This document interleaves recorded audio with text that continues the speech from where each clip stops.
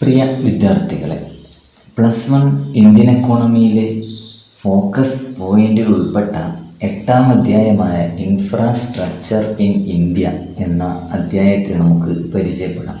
Infrastructure means some kind of permanent installations.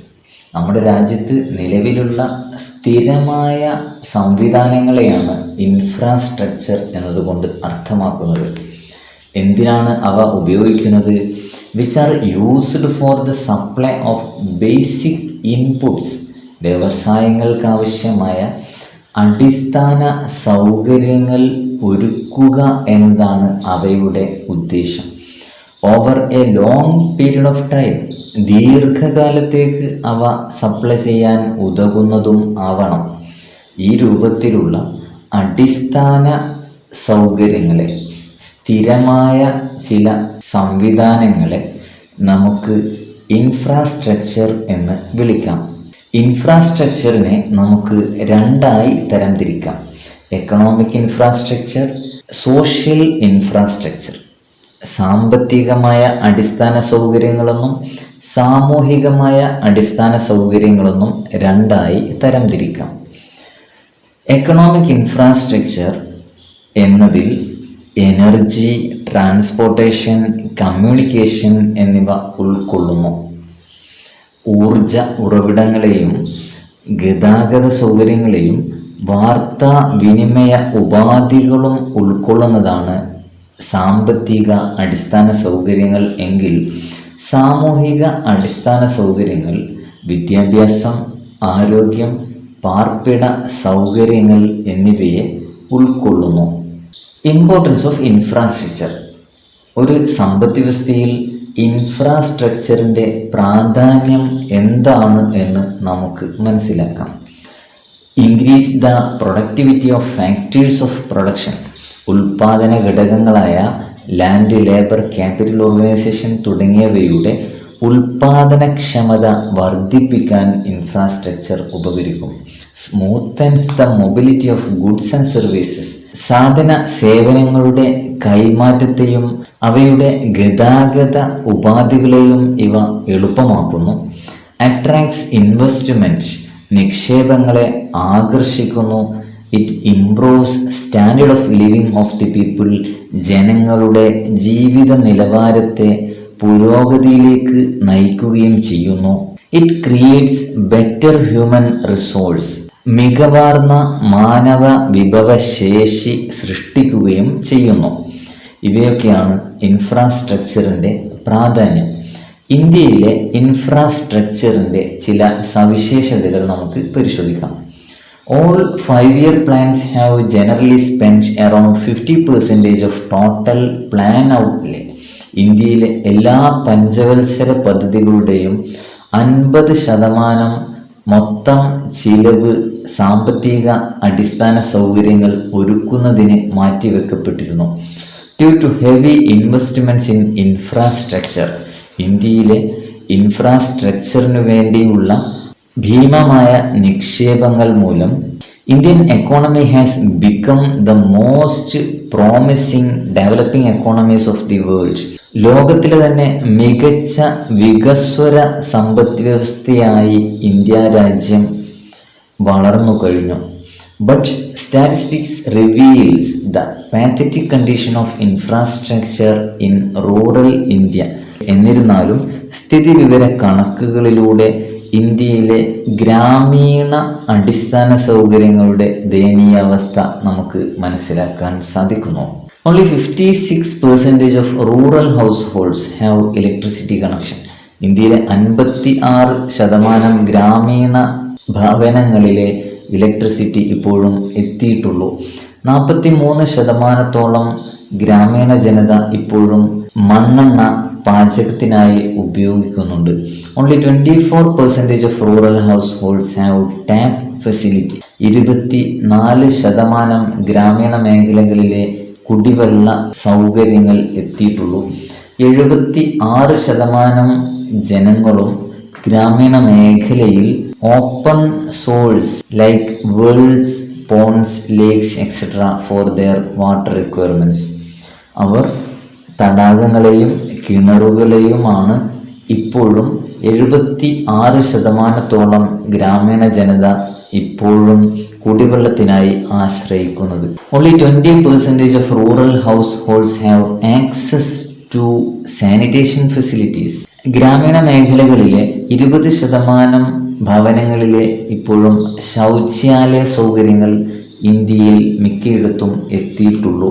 ഇവയൊക്കെയാണ് ഇന്ത്യയിലെ ഗ്രാമീണ അടിസ്ഥാന സൗകര്യങ്ങളുടെ പിന്നോക്കാവസ്ഥയെ വെളിച്ചത്ത് കൊണ്ടുവരുന്നത്.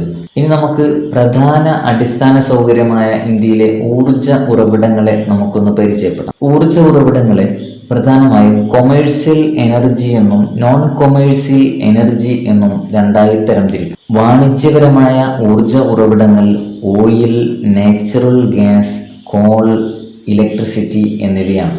എന്നാൽ വിറക്, കാർഷിക വേസ്റ്റ്, ഉണക്ക ചാണകം തുടങ്ങിയവയെ നമുക്ക് വാണിജ്യേതര ഊർജ ഉറവിട സ്രോതസ്സുകളായി തരംതിരിക്കാം. അതുപോലെ നോൺ കൺവെൻഷണൽ എനർജി സോഴ്സ് അഥവാ പാരമ്പര്യേതര ഊർജ ഉറവിടങ്ങൾ solar energy, wind energy, tidal energy എന്നിവയാണ്. സൂര്യപ്രകാശത്തിൽ നിന്നും കാറ്റിൽ നിന്നും തിരമാലയിൽ നിന്നും വൈദ്യുതി ഉൽപ്പാദിപ്പിക്കുന്ന മേഖലകളെ നമുക്ക് പാരമ്പര്യേതര ഊർജ ഉറവിടങ്ങൾ എന്ന് നമുക്ക് വിളിക്കാം. ഇനി നമുക്ക് ഊർജത്തിന്റെ ഉപഭോഗ പാറ്റേൺ നമുക്കൊന്ന് മനസ്സിലാക്കാം. Consumption pattern of commercial energy. ഇന്ത്യയിലെ വാണിജ്യ ഊർജ ഉറവിടത്തിന്റെ ഉപഭോഗ ശൈലി നാം പരിശോധിച്ചാൽ കൽക്കരി, കോൾ 55% ഊർജ ആവശ്യങ്ങൾ നിറവേറ്റാൻ വേണ്ടി നാം ഉപയോഗിക്കുമ്പോൾ പെട്രോളിയത്തെ 31% ഊർജ ആവശ്യങ്ങൾ നിറവേറ്റാൻ വേണ്ടി നാം ഉപയോഗിക്കുന്നു. എന്നാൽ നാച്ചുറൽ ഗ്യാസ് 11% നമ്മുടെ ഉപയോഗത്തിൽ കടന്നു വരുന്നതെങ്കിൽ ഹൈഡ്രോ എനർജി 3%. ജല ഊർജ ഉറവിടം നമ്മുടെ ഊർജ ഉപയോഗത്തിൻ്റെ 3% നാം ഉപയോഗിക്കുന്നത്. ഇനി നമുക്ക് ഇന്ത്യയിലെ ആകെ ഇലക്ട്രിസിറ്റിയുടെ ഉൽപാദനത്തെ പരിശോധിച്ചാൽ 70% ഇലക്ട്രിസിറ്റി ഉൽപാദനത്തിൽ തെർമൽ എനർജി അഥവാ താപവൈദ്യുത ഉൽപാദനത്തെയാണ് നാം ആശ്രയിക്കുന്നത്. 16% വൈദ്യുതിയും ജലവൈദ്യുത മേഖലയിൽ നിന്ന് ഉൽപ്പാദിപ്പിക്കപ്പെടുമ്പോൾ ന്യൂക്ലിയർ എനർജിയിൽ നിന്നും നാം 2% എനർജി ആവശ്യമേ നമുക്ക് സാക്ഷാത്കരിക്കാൻ സാധിക്കുന്നുള്ളൂ. മറ്റ് മേഖലകളിൽ നിന്നായി നാം 12% ഇലക്ട്രിസിറ്റി ഉൽപാദനം നിർവഹിക്കുന്നുണ്ട്. ഇന്ത്യയിലെ ഊർജ മേഖല നേരിടുന്ന ചലഞ്ചസ് ഏതൊക്കെയെന്ന് നമുക്ക് പരിശോധിക്കാം. Our installed capacity of power generation is low. ഇന്ത്യയിലെ ഊർജ ഉൽപാദനത്തിൻ്റെ കപ്പാസിറ്റി വളരെ കുറവാണ്. Most of the state electricity boards are inefficient organisation. പല സംസ്ഥാന വൈദ്യുത ബോർഡുകളും കാര്യക്ഷമമല്ലാതെ പ്രവർത്തിക്കുകയും ചെയ്യുന്നു. India is one of the fastest growing economy in the world. India ലോക സമ്പദ് വ്യവസ്ഥയിൽ വളരെ വേഗം വികസനം തേടുന്ന ഒരു സമ്പദ് വ്യവസ്ഥയാണ് എങ്കിലും our power generation is not sufficient to meet this high growth. ഈ സാമ്പത്തിക വളർച്ച, ഇന്ത്യ നേരിട്ടുകൊണ്ടിരിക്കുന്ന സാമ്പത്തിക വളർച്ചയ്ക്ക് പര്യാപ്തമായ രൂപത്തിൽ ഇന്ത്യയുടെ ഊർജ ഉൽപാദന മേഖല വളർന്നിട്ടില്ല. Power supply is not stable. ഇന്ത്യയിലെ പവർ സപ്ലൈ സ്ഥിരമല്ല. There are frequent power cuts. പലപ്പോഴും പവർ കട്ടുകളെ നേരിടേണ്ടി വരുന്നു.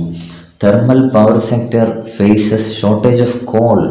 താപവൈദ്യുത മേഖലയാവട്ടെ കൽക്കരിയുടെ ക്ഷാമവും പലപ്പോഴും നേരിടാറുണ്ട്. Nuclear power stations faces shortage of uranium.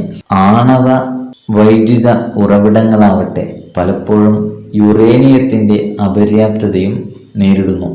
ഇവയൊക്കെയാണ് ഇന്ത്യയിലെ ഊർജ മേഖലകളെക്കുറിച്ച് നമുക്കൊന്ന് പരിചയപ്പെടാനുള്ളത്. ഇനി നമുക്ക് ഇന്ത്യയിലെ ഹെൽത്ത് ഇൻഫ്രാസ്ട്രക്ചർ നമുക്കൊന്ന് പരിചയപ്പെടാം. ഹെൽത്ത് അഥവാ ആരോഗ്യം എന്നാൽ it is a positive state of mental and physical wellbeing. മാനസികവും ശാരീരികവുമായ സൗഖ്യത്തെ, സുഖാവസ്ഥയെ നമുക്ക് ഹെൽത്ത് എന്ന് നിർവചിക്കാം. To assess people's health the following are health indicators taken into account. ജനങ്ങളുടെ ആരോഗ്യ നിലവാരത്തെ വിലയിരുത്താൻ താഴെ പറയുന്ന ആരോഗ്യ സൂചകങ്ങൾ നമുക്ക് ചർച്ച ചെയ്യേണ്ടതുണ്ട്. ഒന്നാമതായി ലൈഫ് എക്സ്പെക്റ്റൻസി, പ്രതീക്ഷിത ആയുർദൈർഘ്യം, ഇൻഫാന്റ് മോർട്ടാലിറ്റി, ശിശു മരണനിരക്ക്, മറ്റേണൽ മോർട്ടാലിറ്റി, മാതൃ മരണനിരക്ക്, ന്യൂട്രീഷണൽ ലെവൽ, പോഷകാഹാര നിലവാരം, ഇൻസിഡൻസ് ഓഫ് ഡിസീസ്, രോഗാതുരത, ഇവയെല്ലാം നമുക്ക് ചർച്ച ചെയ്തുകൊണ്ടാണ് ഒരു രാജ്യത്തിൻ്റെ ജനതയുടെ ആരോഗ്യസ്ഥിതിയെ നാം വിശകലനം ചെയ്യേണ്ടത്. ഇന്ത്യയിലെ ഹെൽത്ത് ഇൻഫ്രാസ്ട്രക്ചർ സൗകര്യങ്ങളെ നമുക്കൊന്ന് പരിചയപ്പെടാം. ഹെൽത്ത് ഇൻഫ്രാസ്ട്രക്ചർ എന്നതിൽ hospital, doctors, nurses, paramedical professionals, hospital requirements, pharmaceutical industry തുടങ്ങിയവ ഉൾക്കൊള്ളുന്നു. ഒരു രാജ്യത്ത് നിലവിലുള്ള ഡോക്ടർമാരുടെയും നഴ്സുമാരുടെയും ആശുപത്രികളുടെയും പാരാമെഡിക്കൽ പ്രൊഫഷണൽസിൻ്റെയും ഹോസ്പിറ്റലുകളുടെ അടിസ്ഥാന സൗകര്യങ്ങളും എല്ലാം ഉൾക്കൊള്ളുന്നതാണ് ഒരു രാജ്യത്തിൻ്റെ ആരോഗ്യ അടിസ്ഥാന സൗകര്യങ്ങൾ എന്നതുകൊണ്ട് അർത്ഥമാക്കുന്നത്. Health infrastructure in private sector. ഇന്ത്യയിലെ ആരോഗ്യ അടിസ്ഥാന മേഖലയെ ചർച്ച ചെയ്യുമ്പോൾ ഇന്ത്യയിൽ more than 70% of the hospitals are in private sector. ഇന്ത്യയിൽ 70%-ലധികവും ഹോസ്പിറ്റലുകൾ സ്വകാര്യ മേഖലയിലാണ് പ്രവർത്തിക്കുന്നത്. ഏകദേശം 70%-ഓളവും dispensaries are operated in by private sector. 70%-ഓളവും പ്രാഥമിക ചികിത്സാ സൗകര്യങ്ങളും സ്വകാര്യ മേഖലയിൽ വർത്തിക്കുന്നു. Private sector occupies a major role in medical education and training. ഇന്ത്യയിലെ മെഡിക്കൽ വിദ്യാഭ്യാസ മേഖലയിലും പരിശീലനത്തിലും സ്വകാര്യ മേഖല നിർണായകമായ പങ്ക് വഹിക്കുന്നുണ്ട്. Indian system of medicine. നമുക്ക് ഇന്ത്യയിലെ പരമ്പരാഗത ചികിത്സാ സൗകര്യങ്ങളെയും പരിചയപ്പെടാം.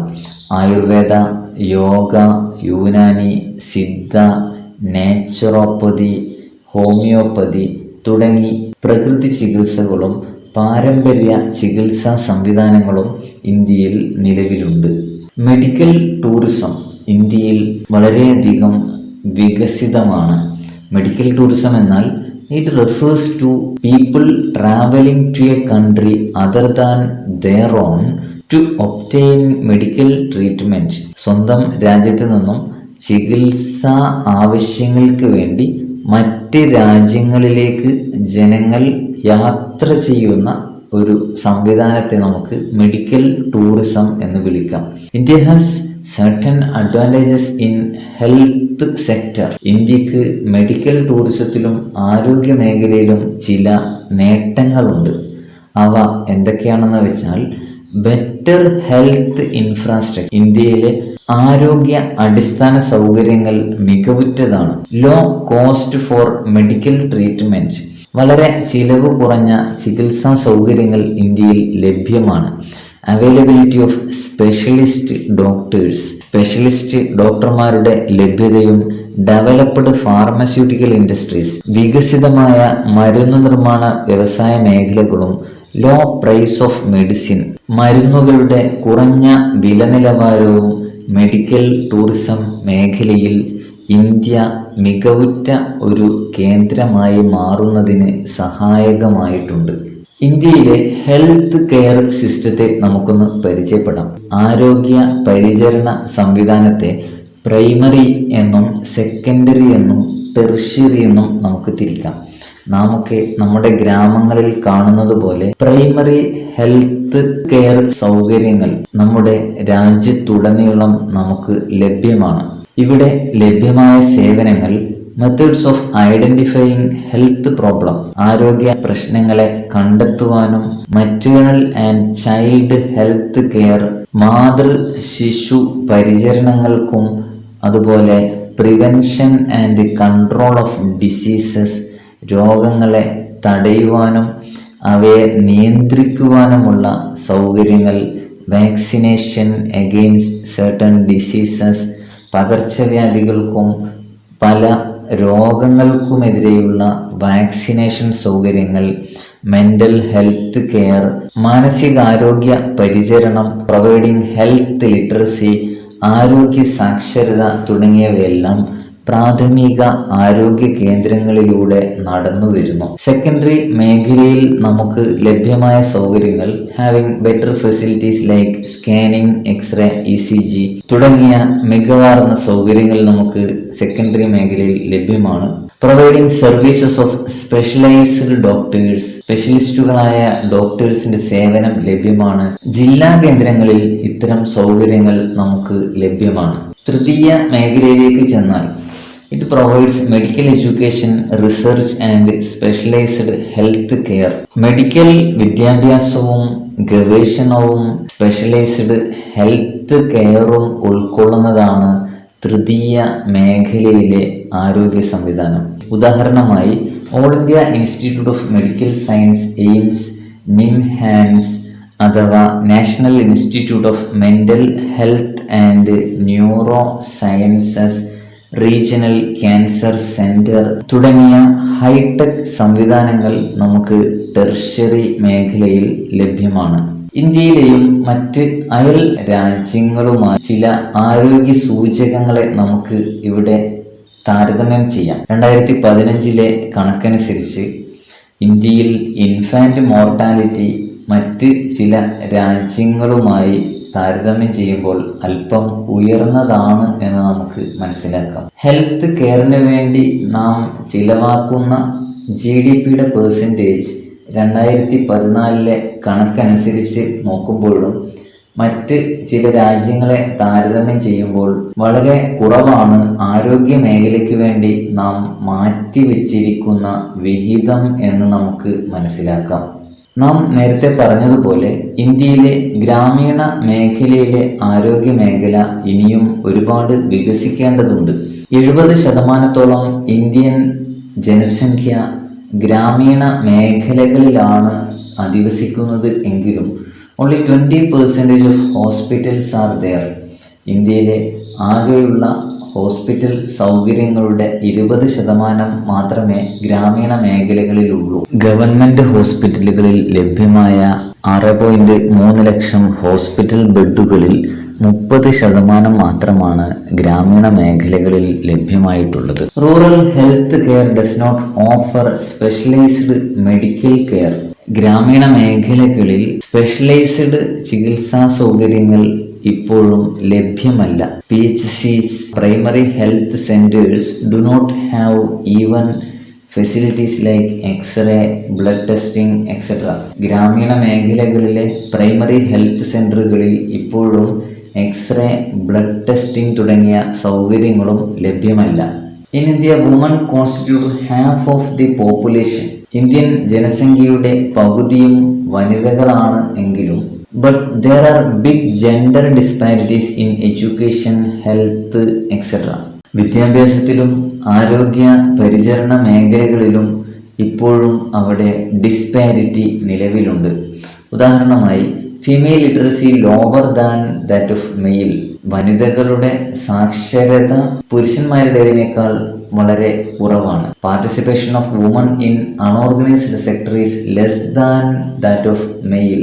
വനിതകളുടെ തൊഴിൽ പ്രാതിനിധ്യവും പുരുഷന്മാരുടേതിനേക്കാൾ വളരെ കുറവാണ്. Morbidity is higher among females. രോഗാവസ്ഥ സ്ത്രീകളിൽ വളരെ ഉയർന്നതുമാണ്. 50% of females in the age group of 15-49 are anaemic. 15 മുതൽ 49 വരെ പ്രായ പരിധിയിലുള്ള സ്ത്രീകളുടെ 50% വിളർച്ച നേരിടുന്നവരുമാണ്.